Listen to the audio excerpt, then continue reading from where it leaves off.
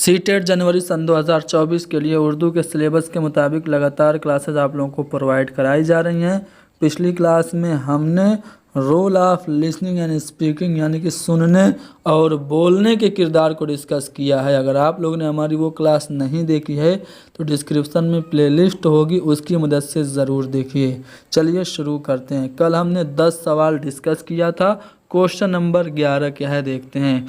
Question number 11 में पूछा जा रहा है कि क्लास में बुलंद ख़्वानी एक ऐसा तरीका है, यानी जो बुलंद आवाज़ में हम क्लासरूम में पढ़ते हैं उससे क्या होता है। आमोज़गारों को तेज़ी से पढ़ने के काबिल बनाने का तरीका है, दरसी किताब को मिलकर पढ़ने के काबिल बनाने का, आमोज़गारों को अपने बारी के इंतज़ार करने के काबिल बनाने का, या फिर आमोज़गारों को रमूज़ और औकाफ की मदद से यानी कि पंक्चुएशन मार्क्स की मदद से सही तलफ़ुज़ के साथ, करेक्ट प्रोनाउंसिएशन के साथ, शुद्ध उच्चारण के साथ पढ़ने के काबिल बनाने का तरीका है।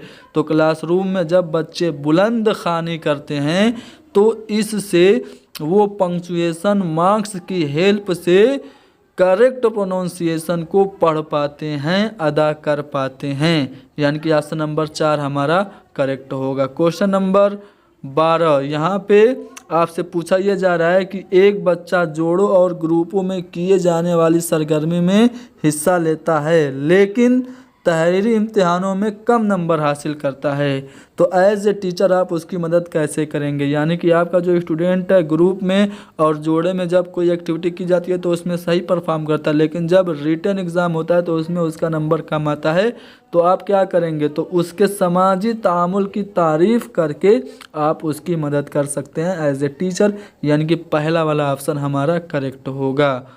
अगले सवाल में क्वेश्चन नंबर 13 में आपसे पूछा जा रहा है कि पढ़ने से पहले के कामों का मकसद क्या है। जो प्री स्टडी जो वर्क होते हैं उनका मकसद क्या होता है। आमोज़गारों की पढ़ने की महारत का तयन करना, यानी कि जो लर्नर्स हैं उनकी रीडिंग स्किल का इवेल्युएशन करना, या फिर डिफ़िकल्ट वर्ड्स और जो इडियम्स हैं उनके मानी बताना, या फिर आमोज़गारों को मतन के अंदर उतरने के लिए यानी कि जो टेक्स्ट है उसे ऑब्ज़र्व करने के काबिल बनाना और उनको मोटिवेशन देना, या फिर पढ़े जाने वाले मतन में मुश्तमिल कवायदी ज़ाब्तों की यानी ग्रामेटिकल रूल्स की एक्सप्लेनेशन करना, वजाहत करना। तो पढ़ने से पहले के कामों का मकसद है कि आमोज़गारों को मतन के अंदर उतरने के काबिल बनाना और उनको तरगीब देना, यानी ऑप्शन नंबर सी हमारा करेक्ट है।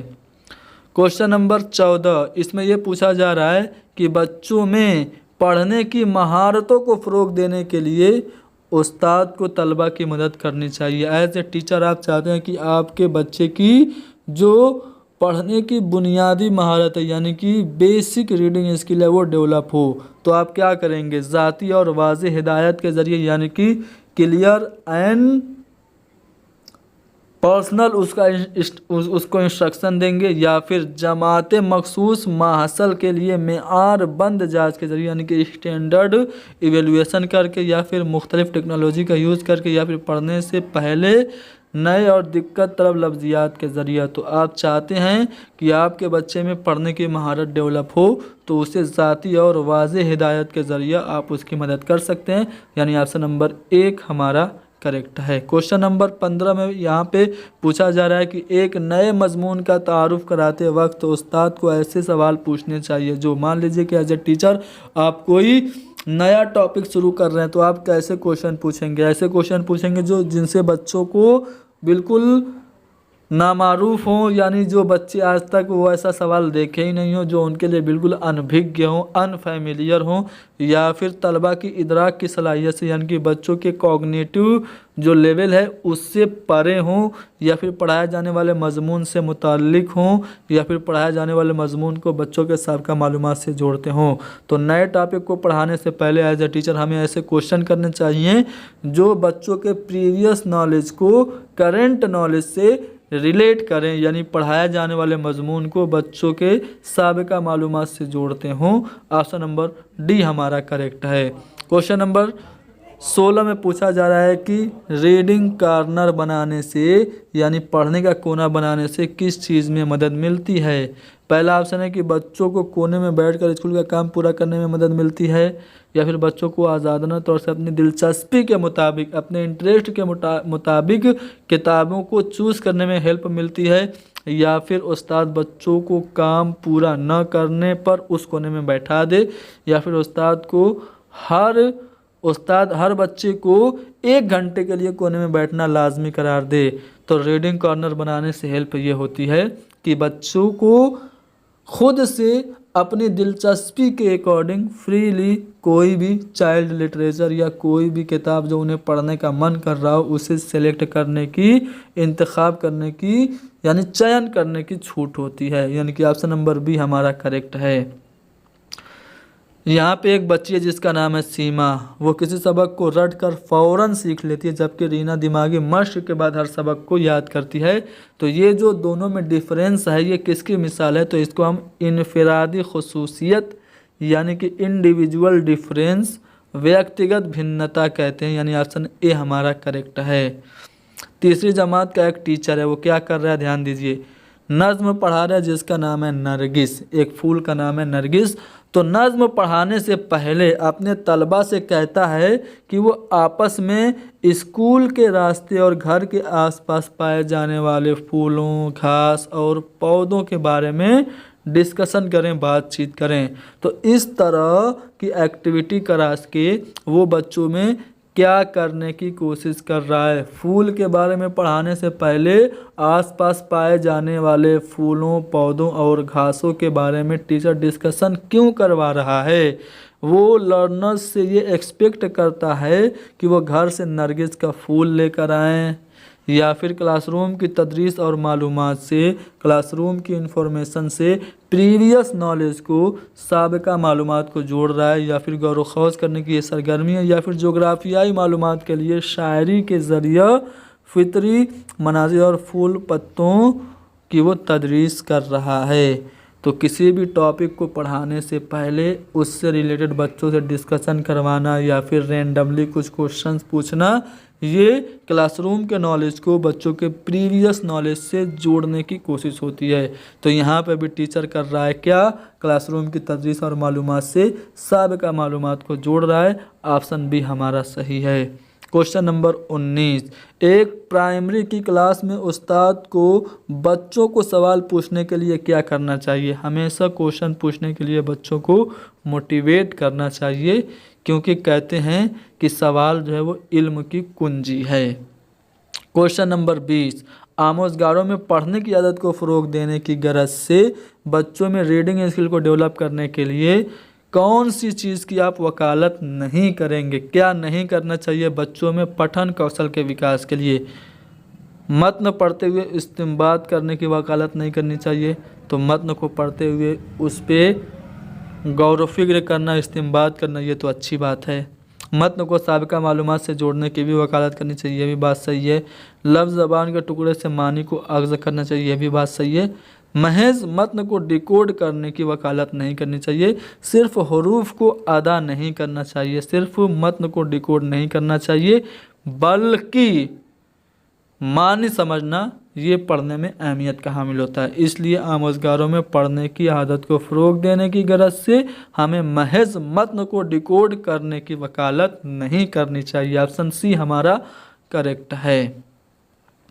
क्वेश्चन नंबर 11, यहाँ पे एक स्टेटमेंट है कि मिंदर झेल में से कौन सा कौल प्याजे के मुताबिक सही है। यहाँ पे प्याजे का एक स्टेटमेंट इनमें से कौन सा है, तो प्याजे कहते हैं कि thoughts comes first than language, यानी जो जीन प्याजे हैं जिन्होंने अपना कॉग्निटिव डेवलपमेंट थ्योरी दिया, उनका मानना ये है कि ख़यालात जो हैं वो ज़बान से पहले आते हैं, यानी कि ऑप्शन नंबर 1 हमारा सही है। इसके ठीक अपोजिट वाइगोस्की का स्टेटमेंट है। वाइगोस्की कहते हैं कि language comes first than thoughts, यानी जो ज़बान है वो ख़यालात से पहले आती है, लेकिन यहाँ पे ख़यालात ज़बान से पहले आते हैं। ये स्टेटमेंट जीन प्याजे का है। जीन प्याजे की थ्योरी आप लोगों ने पढ़ी होगी। उनकी थ्योरी में उन्होंने जो कॉग्निटिव डेवलपमेंट है उसके 4 स्टेजेस बताए। हिस्सी व हरकती दौर जिसे हम सेंसरी मोटर कहते हैं, संवेदी पेशीय या फिर इंद्रिय जनित गामक अवस्था जिसे हम कहते हैं। दूसरा उन्होंने बताया क़ब्ल तजर्बात का दौर, जिसे प्री ऑपरेशनल स्टेज यानी पूर्व संक्रियात्मक अवस्था कहा जाता है। तीसरा इन्होंने बताया ठोस तजर्बात का दौर, जिसे कॉन्क्रीट ऑपरेशनल स्टेज यानी कि मूर्त संक्रियात्मक अवस्था कहते हैं। चौथा इन्होंने रस्मी तजर्बात का दौर बताया, जिसे फॉर्मल ऑपरेशनल स्टेज कहते हैं, और हिंदी में इसे औपचारिक संक्रियात्मक अवस्था कहा जाता है। तो ये चारों स्टेजेस आप लोगों को याद रखनी है। चलिए आगे बढ़ते हैं अगले सवाल में। क्वेश्चन नंबर 22 में आपसे पूछा जा रहा है कि क्लास में सरगर्मी को बामानी करने के लिए एक उस्ताद को क्या करना चाहिए। किसी भी क्लासरूम में अगर कोई एक्टिविटी हो रही है उसको मीनिंगफुल करने के लिए एज ए टीचर आप उन्हें छोटे छोटे टुकड़ों में तकसीम करेंगे, या फिर उसके बारे में गैर वाज़े यानी जो क्लियरहीन हो वो इंस्ट्रक्शन देंगे, या फिर उन्हें सियाक़ो सबाक़ के मुताबिक करेंगे, या फिर सियाक़ो सबाक़ के मुताबिक नहीं करेंगे। तो याद रखिए कोई भी काम हो जब सियाक़ो सबाक़ के मुताबिक होगा तभी मानी खेज होगा, मीनिंगफुल होगा, बामानी होगा। तो क्लासरूम में सरगर्मी को बामानी करने के लिए उस्ताद को चाहिए कि वो सरगर्मी सियाक़ो सबाक़ के मुताबिक हो, संदर्भानुसार हो, कंटेक्स्ट के अकॉर्डिंग हो। क्वेश्चन नंबर 23 में आपसे पूछा जा रहा है कि मिंदजा झेल में से कौन सी ज़बानी महारत ज़बान की तदरीस के लिए सबसे ज़्यादा मुनासिब सरगर्मी है। यानी कि नज़्म पढ़ना लैंग्वेज टीचिंग के लिए सबसे ज़्यादा अप्रोप्रिएट है, या फिर क्लासरूम में रोल प्ले करना, बहस मुबाहसा का मुकाबला यानी कि कंपटीशन करना, या फिर तकरीर का कंपटीशन करना। तो इनमें से जो सबसे ज़्यादा इम्पोर्टेंट एक्टिविटी है ज़बानी महारत की तदरीस के लिए वो है क्लासरूम में रोल प्ले करना। ठीक है, यानी आंसर नंबर बी हमारा सही है। क्वेश्चन नंबर 24 में यहाँ से पूछा जा रहा है कि ज़बान की क्लास में कहानियाँ सुनाने की बड़ी अहमियत है। क्लासरूम में कहानियाँ जो होती हैं वो एज ए टूल यूज़ होती हैं। तो इससे क्या होता है, इससे अखलाकियात की तालीम यानी कि मोरालिटी की एजुकेशन होती है, तफरीह और दिलचस्प माखज़ है तफरीह का यानी कि इंटरटेनमेंट का एक इंटरेस्टिंग टूल है, या फिर टीचर को इससे आराम का मौका मिल जाता है, या फिर ज़बान पूरी एक इकाई के तौर पे मौजूद होती है। तो जब हम क्लासरूम में कहानियाँ सुनाते हैं तो कहानियों से तख्लीकियत आती है, बच्चों में सृजनात्मकता आती है, कल्पना शक्ति आती है, साथ ही साथ जो कहानी होती है वो पूरी एक इकाई के तौर पे क्लासरूम में मौजूद होती है। इसलिए ऑप्शन नंबर डी हमारा यहाँ पे सही है। क्वेश्चन नंबर 25 में ये क्या पूछा जा रहा है कि तलबा में ज़बानी महारतों को फ़रोग़ देने के लिए सबसे कम अहम सरगर्मी क्या है। देखिए उनकी कहानी में ज़बान सुनाना, जब बच्चे अपनी मादरी ज़बान में कहानी को सुनाएंगे तो ये ज़बानदानी की महारत को ज़्यादा फ़रोग़ करेगा। किसी हादसे को बयान करेंगे तो ज़बानदानी में ज़्यादा अहम होगा, किसी चीज़ को एक्सप्लेन करेंगे तब भी ज़्यादा अहम होगा। लेकिन उस्ताद के बाद उसके शब्दों को, उस्ताद के वर्ड्स को रिपीट करेंगे, उस्ताद के बाद कहानी को दोहराएंगे तो ये ज़बानी महारतों को फ़रोग़ देने में कम अहम होगा। दोहराना यहाँ पे रिपीट करना ये निगेटिव पॉइंट है, हमसे कम अहम पूछा, यानी कि ऑप्शन नंबर बी हमारा करेक्ट होगा।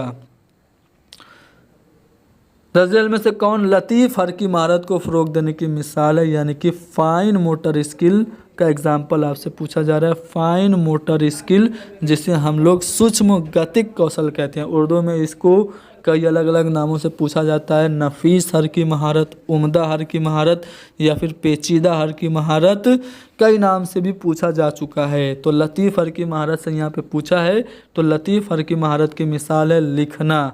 जब हम अपने जिस्म के छोटे आज़ा का इस्तेमाल करते हैं और किसी काम को करते हैं तो वो फ़ाइन मोटर स्किल होता है। जब हम जिस्म के ज़्यादातर आज़ा का इस्तेमाल करते हुए किसी काम को करते हैं, जैसे उछलते हैं, कूदते हैं, स्विमिंग करते हैं, दौड़ते हैं, तो उसमें ग्रॉस मोटर स्किल हमारी ग्रास मोटर स्किल का वो एग्जाम्पल हो जाता है। तो यहाँ पे चूँकि फाइन मोटर स्किल पूछा है इसलिए हमारा जो लिखना है वो करेक्ट ऑप्शन होगा। ठीक है, चलो। दर्जेल में से कौन सुनने से पहले की सरगर्मी है। ठीक है, सुनने से पहले की सरगर्मी क्या, इक़्तिबास के बारे में तलबा से क्वेश्चन करना है, पैसेज के बारे में बच्चों से पूछिए, या फिर मतन में शामिल लफ्ज़ों और मुहावरों को मुंतखब करना, चूज़ करना और उन पर बातचीत करना है। मतन के अफ़कार व ख़यालात के मुताल्लिक़ सवालात के जवाब लिखने के लिए कहना है, या फिर तलबा से ये पूछना कि वह मौजू के बारे में क्या जानते हैं और उनके बारे में उनके तजर्बात क्या हैं। तो यहाँ पे आपसे पूछा जा रहा है सुनने से पहले की सरगर्मी।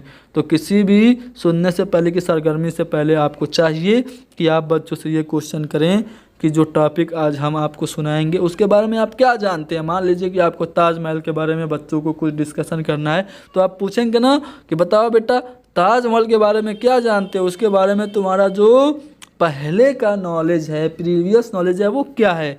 तो इस पे आप डिस्कशन करेंगे, यानी कि ऑप्शन नंबर डी हमारा करेक्ट होगा। क्वेश्चन नंबर 28, ज़बान की चारों महारतों के अलावा किसका शुमार ज़बान की महारतों में होता है। देखो ज़बान की चारों महारतें सुनना, बोलना, पढ़ना और लिखना, listening skill, speaking skill, reading skill और राइटिंग स्किल, ये 4 महारतें। इसके अलावा कम्युनिकेटिव जो स्किल होती है या कम्युनिकेशन स्किल जिसको हम तरसीली महारत कहते हैं, इसका शुमार भी ज़बान की महारतों में ही होता है, यानी कि ऑप्शन नंबर डी हमारा करेक्ट होगा। क्वेश्चन नंबर 29, एक उस्ताद अपने तलबा से कहता है कि खाने के बारे में मतन पढ़ने से पहले खाने के आदात व अतवार के बारे में अपने दोस्तों से बातचीत करें। यानी कि खाना खाना है लेकिन टीचर उससे पहले कह रहा है कि बताओ खाना खाने से पहले क्या करना चाहिए, खाना खाने की सही आदत क्या है, इस पर टीचर डिस्कशन करवा रहा है। तो इस तरह से टीचर के करवाने का क्या मकसद है, बोलने की महारत में इजाफा करना है या फिर मतनों को बुलंद आवाज़ में पढ़ने के काबिल बनाना है या फिर मतन को समझ कर पढ़ने के काबिल बनाना है या फिर आमोज़गारों की ज़िंदगी तजर्बात को क्लासरूम से जोड़ना है। तो अगर किसी भी टॉपिक को पढ़ने से पहले उस पर डिस्कशन टीचर करवा रहा है, खाने के बारे में मतन पढ़ने से पहले खाने की आदत व अतवार के बारे में डिस्कशन करवा रहा है, तो वो टीचर आमोज़गारों के ज़िंदगी के तजर्बात को क्लासरूम में आमोज़िश से जोड़ रहा है, यानी कि ऑप्शन नंबर डी हमारा करेक्ट होगा। आखिरी सवाल है कि बोलने की अच्छी सरगर्मी कौन सी है। तो बोलने की अच्छी सरगर्मी वो होगी जहाँ टीचर और स्टूडेंट दोनों ज़्यादा से ज़्यादा बात करें, स्पेशली बच्चों को बात करने का ज़्यादा जहाँ पे मौका मिले, यानी कि ज़्यादा बोलने वाले तलबा की कसरत सबसे ज़्यादा जहाँ पे हो, ये नहीं बल्कि बच्चे ज़्यादा बोलें। ज़्यादा बच्चों के होने से अच्छी सरगर्मी नहीं होगी, बल्कि बच्चे ज़्यादा जब बात करेंगे तो वो अच्छी सरगर्मी मानी जाएगी। तो ऑप्शन नंबर ए हमारा यहाँ पे दुरुस्त होगा। तो हमने आज 20 सवालात डिस्कस किए जो कि सीटेट के चैप्टर के जो role of listening and speaking है उससे मुताल्लिक था। उम्मीद है कि ये सवालात आपके लिए फ़ायदेमंद साबित होंगे। नोट्स चाहिए तो आप हमें व्हाट्सअप कर सकते हैं 7275 54 98 90 पे आप व्हाट्सअप कीजिएगा, कॉल नहीं करिएगा। व्हाट्सअप पे हम आपको हमारे नोट्स का सैंपल दिखाएंगे। आपको कोई डिटेल्स फॉलो करनी होंगी, यानी कि 149 रुपये आपको पे करना होगा। मुकम्मल नोट्स आपको प्रोवाइड करा दिया जाएगा। Thank you very much.